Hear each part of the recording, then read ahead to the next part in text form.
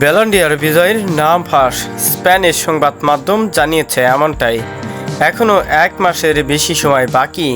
আগামী 28শে অক্টোবর প্যারিসে এক জমকালো আয়োজনে পর্দা উঠবে ব্যালন ডি'অর অনুষ্ঠানের।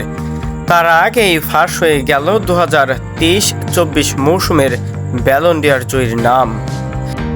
এর আগে চলতি মাসের শুরুতে ব্যালন ডি'অরের জন্য 30 জনকে মনোনীত করেছিল ফ্রান্স ফুটবল সাময়িকী, যেখানে ভিনিসিউস, জুড বেলিংহ্যাম, রদ্রিগোদের সঙ্গে তালিকায় ছিলেন Lautaro Martinez, Emiliano Martinez, Erling Haaland, Toni Kroos, Lamine Yamal, Harry Kane, Daniel Carvajal ও কিলিয়ান এমবাপ্পের মতো তারকারাও। তবে সবচেয়ে বেশি আলোচনায় ছিলেন রদ্রিগো বেলিংহ্যাম ও ভিনিসিউস জুনিয়র।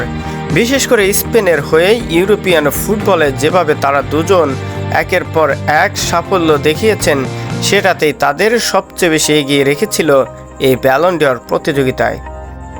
বিশেষ করে স্পেনের হয়ে ইউরো জেতার পর ম্যানচেস্টার সিটির মিডফিল্ডার রদ্রিগো ব্যালন ডি'অর লড়াইয়ে ভালোভাবে জায়গা করে নেন। অন্যদিকে রিয়াল মাদ্রিদের হয়ে চ্যাম্পিয়ন লিগ ও লা লিগা জিতে প্রথম থেকেই এগিয়ে ছিলেন বেলিংহ্যাম ও ভিনিসিউস। দুই সতীর্থের মধ্যে অবশ্য এগিয়ে আছেন ভিনিসিউস জুনিয়র। গত মৌসুমটা দুর্দান্ত কেটেছে ব্রাজিলিয়ান উইঙ্গারের। 2023-24 মৌসুমের 26 গোলের পাশাপাশি 12টি অ্যাসিস্ট আছে তার নামের পাশে। রিয়াল মাদ্রিদের হয়ে চ্যাম্পিয়ন্স লিগ, লা লিগা সহ স্প্যানিশ সুপার কাপও জেতেন তিনি। আগামী 28শে অক্টোবর প্যারিসের চাতেলে থিয়েটারে অনুষ্ঠিত ব্যালন ডি'অর অনুষ্ঠানে ভিনিসিউস যে প্রধান আকর্ষণ হতে যাচ্ছেন তা বলার অপেক্ষা রাখে না। এদিকে ব্রাজিলের ব্যালন ডি'অর জয়কে বিশেষ করার জন্য আগে থেকেই উদ্যোগ নিয়ে রেখেছে নাইকি।